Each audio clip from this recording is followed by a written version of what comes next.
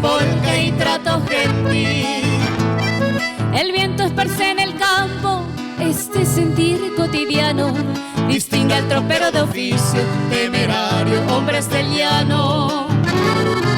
allá en el agua se mecen curtidos los pescadores, Con sus espineles pobres por el río de Bicuarí.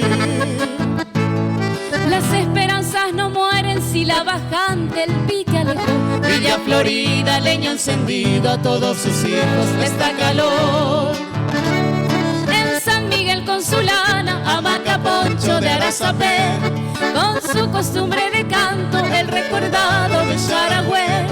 San Juan Bautista es el faro que guía el son musical, herencia de Pío Barrio, Silverio Alonso dejó un cantar. por San Ignacio Guazú, de serenata el amor primero, fraterno amigos, recuerdos, Tiquito, Brusquetti y compañeros.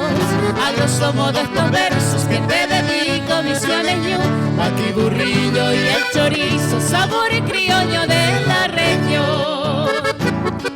Esta es la tierra de Mangoré y del cacique Arapuzandú, las manos de Coqui Ruiz coloreando la llanura.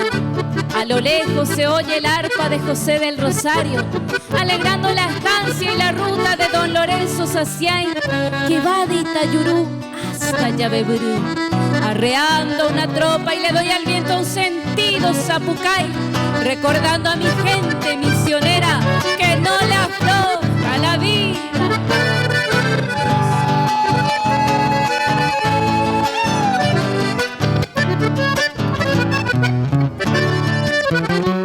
El verde tacuaré, aroma Santa María, Sudor del labriego al sol, Pebañe o Mojeva.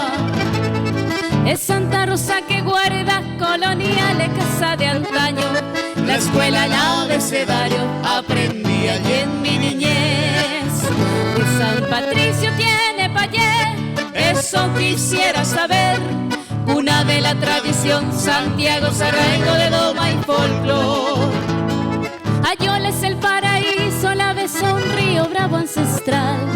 Allí habita el dorado, el tigre apresado del Paraná.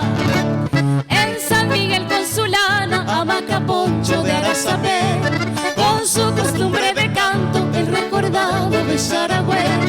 San Juan Bautista es el faro que guía el son musical, Herencia de Pío Barrio, Silverio Alonso dejó un cantar.